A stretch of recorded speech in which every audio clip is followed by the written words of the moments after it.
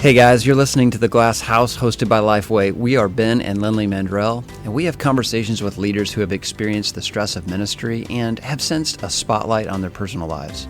We want to encourage ministry families and provide a glimpse inside their glass house. Hey everybody, welcome to this episode of The Glass House. We've got a special edition for you today. About every 10 episodes or so, Lindley and I want to stop and just double click on some of the key ideas and insights that impacted us along the way. I was reminded recently about a passage in Luke chapter 5. Jesus is teaching these large crowds of people, constantly surrounded by the hustle and bustle of life, and he gets into a boat and pushes out into the water so he can get better perspective in his ministry. And it dawned on me that sometimes that's what it's like to be in the glass house, is that we're constantly in crowds of people, we're constantly around people, but it's important to step back, reflect, and gather some of those nuggets, those lessons that God's teaching us along the way. So that's what we want to do on this episode. And we'd like to hear from you. We have had such an interesting response already from different episodes of what has spoken to people, what has ministered to people. And so that has been really encouraging for us. And we'd love to continue that. And so there is a website already set up at Lifeway. It's just president@lifeway.com. And you can email that if you have any questions or if you have any ideas of future things that you'd like to hear from us. We'd love to know what those are. Please do this. One of the most affirming moments for Lindley and I have been reading notes or stories, or people catch us on social media and say, I just want you to know how this episode impacted our family. That is such fuel, not only for us personally, but also gives us vision on what is really connecting with the podcast and what subjects are most interesting to you. So president@lifeway.com is the email address. We'd love to hear a comment or note from you on that. So I think it would be good, first of all, to talk about the first episode where you and I kind of unpacked what was the journey of our marriage when we hit the turbulence of coming to Lifeway and coming off, 17 years of pastoral ministry. Yeah, we talked about in there that not until you get off the treadmill can you kind of step back and see some of the issues. And so it really did take us coming off of all those years of just busyness to step back and see where our own unhealth was. Sadness really sat in on our marriage. With COVID, the changes at Lifeway, the lack of communication that we were experiencing, my lack of vulnerability with you through all that. It was just a really sad time. And one of my favorite parts of that episode was the Till the Blue song that Stephen Curtis allowed us to put on the end of that. If you've not had a chance to go back and listen to that song by Stephen Curtis Chapman, it just has such powerful lyrics about what it means to walk through life together in the midst of sadness. And I think in ministry, suffering is a big piece of it.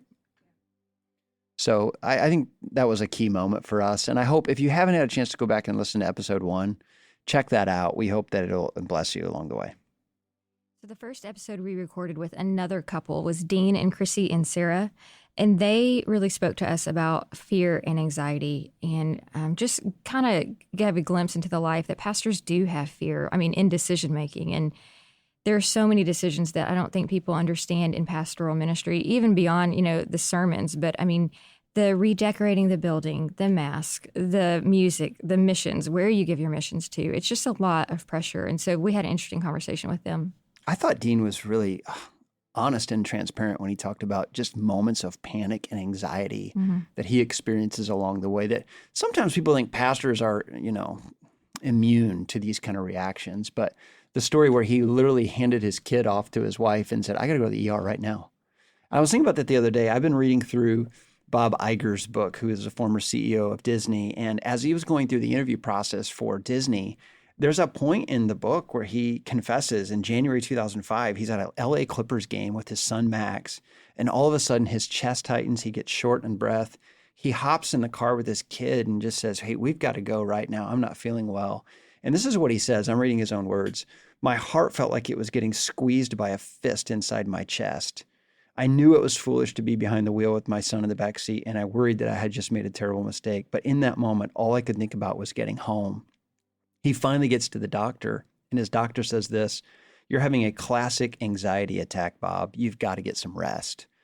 Here's the part that was interesting to me, though. He writes, it was a relief, but it was also a worry. because I'd always thought of myself as someone impervious to stress and able to stay focused and calm under pressure. Mm-hmm. I love that story because when we see like giant figures or pastoral figures, people we look up to, we think, well, surely they don't deal with panic Yeah. and stress. Well, and just fear of decision making, and that's what the thing that we loved the most that Dean said was, when people leave and say, well, it's not personal. Well, I mean, you wouldn't go to someone's house and them cook a meal for you and then be like, that wasn't my favorite, but thanks for having us. And so, it is hard when people just leave and are kind of like, don't take it personal. I mean, even though you are the preacher and your sermons aren't good. I mean, it is personal. It's hard. I would take your illustration even further. Not only do they say, hey, I didn't like your food, they say, and I'm never coming back to your house again. Mm-hmm. I think pastors really do struggle with, why are people leaving? Mm-hmm. And why aren't they honest with me about it? Yeah. And that episode, I think, blessed a lot of people because I know a lot of pastors and wives have struggled with some of the bitterness issues related to that. So that was double click on that episode with the Inseras. Let's move on to the episode about the Grays. Derwin and Vicki Gray shared about the emotion of hurt and just how difficult it is to deal with that in ministry. Well, they've talked about that specifically for them because they work together in church. And I know that is a new thing coming out with church planning. There are a lot of pastors and wives that are working together, and that can create hurt. I think what we loved so much is what Vicki talked about, overfunctioning, and how that we have become kind of a culture of overfunctioning, which is really, it equals over control. I mean, when we overfunction, that what we are saying is that we are the only ones that can do it the best. And so we should be in control of everything. And the problem with that is that it robs people of their ministry opportunities. I mean, there are a lot of people out there who can do things really well, maybe not exactly like you want to do it, but if we want to celebrate the body of Christ, all the different parts of it, then if we do everything for them, then we're actually not allowing them to play a role. You and I were just talking about this last night. You overfunctioned in the church. You confessed that. No, I didn't. Yes, you did, publicly. But I think what's missing in the conversation is that you overfunctioned because you wanted to. Like, you actually enjoyed doing the work yourself. And so that's a challenge that every leader has as they want to try to control and improve every environment they're in. Louis Giglio, well-known name, wrote a book called Goliath Must Fall about his challenge with anxiety and taking on too much, with being hurt by overfunctioning. And he writes this in his book. I think it's interesting. He says, looking back, I see the footprints of two of my own Goliaths, control and approval. Mm-hmm. He said, I have a tendency to want to change whatever environment I'm in. I want to make things better. I feel like this driving through a city, sitting in traffic, eating in a restaurant, walking through a slum in Haiti, passing time between flights in an airport, waiting in a hospital, anywhere, anytime. I'm thinking about how I can create change. Good leaders think this way. Vicki was very honest about that, but also embarrassed that she kept robbing everyone, gobbling up all the ministry. Right.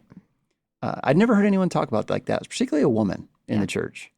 Yeah, I mean, you and I just talked about this, though, because we were recently, just last week, on a vacation, and we were in the Bahamas with my family, 19 of my family members, and this lady came to do a COVID test, and she may have been the sweetest, slowest lady we've ever met. The most inefficient process I have witnessed in years. And I was just watching her like, I could help you. Can I help you make this a little bit faster? And of course I didn't say that, but that's what I'm thinking. Instead of just enjoying the vacation, I'm sitting there over functioning, let's do this quicker, more efficient. I really appreciated how honest she was about what happens in the life of the church when a leader over functions and the hurt it causes, not only to herself, but to other people. Yeah. Let's move on to the next one. So this was David and Corone Lovelace, and they talked to us about shame. And the thing that we have not been able to get over with that episode was his term of arrogance of capacity. And I don't know that we ever even knew if he came up with that or if that's something he read, but it was so impactful to us. He talked about the moral failure that he had and what was really the runway to that moment, which was taking on more and more responsibility without accountability. And there's a book out called Essentialism. It's been out a couple of years, but it really talks about how important it is to stay focused on your lane. Yeah. So I'm going to read a quote from this that David was essentially saying. It just says, "Have you ever spent time with someone who is always trying to fit just one more thing in? Such people know they have 10 minutes to get to a meeting that takes 10 minutes to walk to, but they will still sit down to answer a couple of emails before they go, or they agree to put together a report by Friday, even though they have another huge deadline that same day. Or maybe they promise to swing by their cousin's birthday party on Saturday night, even though they already have tickets to a show that starts at the exact same time. Their logic, which ignores the reality of trade-offs, is I can do both. The rather important problem is that this logic is false. Inevitably, they are late to the meeting, they miss one or both of the deadlines, they do a bad job on the projects, or they don't make it to their cousin's celebration. The reality is saying yes to any opportunity by definition requires saying no to several other opportunities." He's really talking about trade-offs in there. And what David said so well in the episode is that he didn't realize the importance of trade-off. And he didn't do it. He didn't do trade-offs, which led to his moral failure. He kept saying yes to speaking opportunities, to travel, which put more demands on his body, more demands on, just getting on and off planes, and he got weak. And that ultimately, as he even said, is what led to, compromise in his personal life. And so I think the arrogance of capacity is something from these first 10 episodes that has really stuck with me. Yeah. So the next one. Adam Mason. Yep. His episode he's just so full of wisdom, that guy. And he talked about the definition of guilt as a legal construct. Well, because we got it wrong. He talked about it because we got the definition wrong in the episode. So he asked us, do you know what guilt is? And we're like, no. No, we said, yeah, we do. And we answered it wrong. Yeah. But the idea was that guilt was related to a legal boundary that's been crossed. And we often confuse guilt for just fear of disappointing people. Yeah. The same book, Essentialism, not to try to wear it out, but there was a quote in there also. And it just said, once an Australian nurse named Bronnie Ware, who cared for people in the last 12 weeks of their lives, recorded their most often discussed regrets. At the top of this list is, I wish I'd had the courage to live a life true to myself, not the life others expected of me. This requires not just haphazardly saying no, but purposefully, deliberately, and strategically eliminating the non-essentials, and not just getting rid of the obvious time wasters, but cutting out some really good opportunities as well. And that was the line that we liked so much, is that in this age, a lot of times we have to cut out really good opportunities. And it doesn't make sense to the watching world, but it makes sense when it comes to just your own emotional health. Bronnie Ware is with these people who are dying day after day after day. They're all saying the same thing. I wish I had lived the life that I wanted to live and not the one that everyone expected me to live. I don't know a quote that better describes life in the glass house better than that.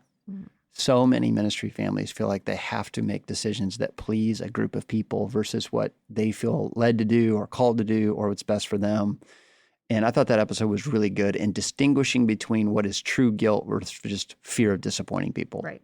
That stuck with me, and I continue to think about it. In the next episode, we talked to Daniel and Christina M. And man, they were just a ray of sunshine. Yes. Full of joy and very authentic about some of their own struggles in managing perception. They talked about how their personality type is that they sometimes present as if they've got it all together, even though they're really inwardly struggling. And that prevented intimacy from happening in their lives. Yeah. I mean, they talked about it also. Kyle Hoover in episode 9 talked about it, how they can spend hours with someone, but completely avoid being vulnerable, which I think is so true because it's scary to be vulnerable. The definition of vulnerability came up in that episode, which I thought was helpful. Just a reminder that vulnerability is when you give someone information they can use to hurt you. And if people in the glass house ministry aren't doing that regularly with someone, then they're beginning to just manage perception rather than being a true human being. I think the most interesting thing that we have learned about the term loneliness is that you can be with someone all day, every day, but still be lonely for them. And we've learned that in our counseling. And Ben doesn't mind me sharing this, but Ben would say something to our counselor, and he would say, "I'm lonely for you, Ben, because you're giving me all the right answers that come from the head, but not the heart." And so I think that was an interesting thing that came up with loneliness. Yeah, I continue to go back to that moment. I'll never forget. I've never had another man say that to me. Like, I'm lonely with you right now. And what he was doing was calling my bluff and saying, hey, those are all the right words, Yeah. but it doesn't match your spirit right now. A lot of small talk. Be honest. Be more honest. And it's scary to be more And we honest. still struggled with that. I mean, we can spend a lot of time together, and I'll say to Ben, like, I am tired of hearing about your schedule, about your meetings, about your work. Like, what are you feeling? And he's like, what do you mean? I just told you everything I'm feeling. But it's just all surfacey. And so we really have to work hard to get to that deeper level. And Daniel nailed it with the story about his mentor who really hurt him. And because of that has been gun shy ever since to be that level of vulnerable with other people. So it was a great episode on that. Yep. Anger was the next episode. Yes, it was.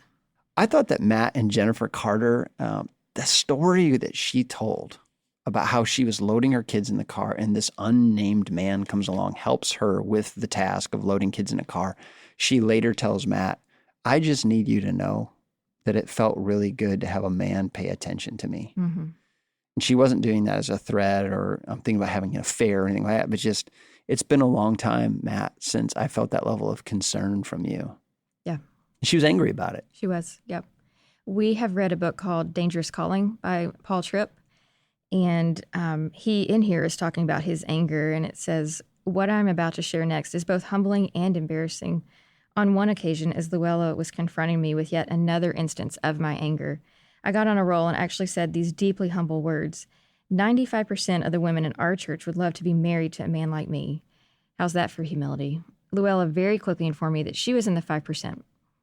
How blind does one have to be to let a statement like mine roll out of one's lips? God was about to undo and rebuild the heart and life of this man, and I did not know I needed it and had no idea that it was coming. And I think that has been the story of our journey to Lifeway. It really is so hard to see pride in your own life.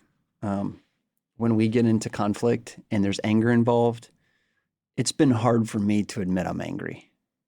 Because your association of anger is loudness. So, that's another thing that we've learned and we talked about in this episode is that silent rage is just as bad as loud rage. And you can rage silently and stonewall and walk away and, and those are just as damaging. And I'm sitting there in smug self-righteousness thinking I'm seething with anger, but I'm not being loud about it. I'm way better. So I ran across this little nugget. 93% of American motorists believe that they are better than average drivers.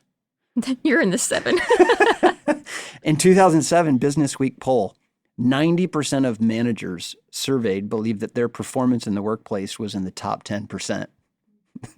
90% say they're in the top 10%. All of this data only confirms what we know to be true is we round up on ourselves and we round down on others. And anger, I think, is the place where we're so quick to point out anger in others and so slow to confess it in ourselves. And I think the thing about anger that I took away from that episode, if you don't pay attention to it, it only grows, multiplies, and begins to take over your life. Pay attention to anger because it's an emotion that's telling you something. Yep. On the next episode, which is a really hard episode, but so good, was Eric and Katrina Reed, and they were talking to us about sadness. They told the listeners about their loss of their son due to a situation that could have been prevented. So, you just talk about bitterness and sadness and how they've worked through it. And they were so gracious to not make us feel bad when we feel sad. They were so kind because, the tendency to, when you're talking to someone who's lost a child, which is like the ultimate pain, is to say, well, but my sadness doesn't compare to your sadness. And they were so gracious to say, whatever sadness you have in your life is relative to you, and it does feel sad. And so I was so moved by that. I love how they have fought against bitterness in their lives. The moment they described where they ran into the doctor who made the mistake and his reaction and what a relief it was for him to finally feel forgiven was a reminder to me that forgiveness is not just something that we need to give, but we need to receive it. And people need to forgive for their own sake, not just for the sake of the other person. That guy got a gift that day when Eric decided to just say, hey, we've forgiven you. I think everybody goes through hard things in life, but some people seem to be better at refusing to become bitter. I was super challenged by that. Right. I'm in the lower percentage there. I like to carry some baggage with me. Me too. I was encouraged by their ability to just let it go and it challenged us to move forward and not just move on, but move forward. Mm-hmm. That was interesting. That was a great episode. And finally, the Hoovers. Yep. I thought that this was one of my favorite episodes in that everything that they said, I felt like the words had weight. Mm-hmm. And their episode was Gladness, which was tough to tackle because honestly, gladness is a net result of dealing with these other things in a healthy way. Mm-hmm. And I thought it was helpful to just stop and talk about how do we keep unloading our emotions. I thought Kyle's suggestion was even super simple but practical in that he pulls over at the end of the day before he goes home, pulls out a little feeling wheel and circles a couple of feelings so that he doesn't walk in the door and be surfacey and small talky, but like be truly authentic with his wife. I liked, and you and I have talked about this, how he said, I was underdeveloped. And I think that's such an interesting term when talking about emotions because we all want to believe that we're really wise and mature, but really we are all underdeveloped in some areas, especially when it comes to emotions. Not everybody has all the emotions figured out. And so even in our counseling journey, he's talked to us and we've pinpointed some personal things. For me, they're different than Ben, where he's underdeveloped. So I thought that was an interesting term, kind of like overfunctioning. I want to personally thank Kyle for conflict you and I recently had in our marriage because it was another day where I was being surfacey and we had just listened to that episode. No. Let's tell the story right. Okay. You came home and said, I just listened to this again and I just was so impacted by it. And I said, that's great. And I waited about 24 hours for you to like show the application, and it didn't happen. And so the next day I said, so exactly what part were you impacted by? Because we're still keeping it like top shelf here. And what did I say? Okay, I can pull over and get my feelings wheel out. No, you didn't. I said you should do that. And you were like, well, I mean, I'm not going to pull over. I thought I cleared that up. Maybe we still need to work on that. I still haven't done it. I remember when we were talking about Stephen Curtis Chapman one day, we were talking to him, and he was saying that it's very difficult to be the guy who wrote the song "I Will Be Here" because everyone thinks you're great at marriage, and it is very difficult to have a podcast like this as if we figured all this stuff out, right? And we're struggling to apply all of it too. And I think what I was reminded to in that episode is really like what is the blocking and tackling of marriage, which is regularly unveiling what's going on the inside. And it's hard to do. And it's specifically hard to keep doing it. Right. I thought they did a great job of reminding us. So there they are. There are the highlights of these first 9 episodes. We double-clicked on some things. Hope that was helpful. But again, we would really love to hear from you. So let me give you the email address again. It's president@lifeway.com. Lindley and I would love to hear a story on something that happened as a result of an episode you heard or an insight or something that's really stuck with you. Let us know as we think about episodes in the future, the kinds of things you want to hear about or that have been helpful to you. And we want to continue to curate this content in a way that's helpful to the listener. Thanks for being with us on this special episode. We are going to take a little break coming soon for the holidays, and we'll be dropping some fresh conversations for the Glass House in mid-January. But we have one more bonus episode we're going to be sending to you very soon, which has to do with the challenges of the Christmas season in the Glass House. We hope that you'll tune in for that one. We think it'll be very practical. The Glass House is a production of Lifeway Christian Resources. It's hosted by Ben and Lindley Mandrell, executive produced by Joy Allman, produced and edited by Angie Elkins, original music by Robert Elkins, and graphic design by Cameron Spooner.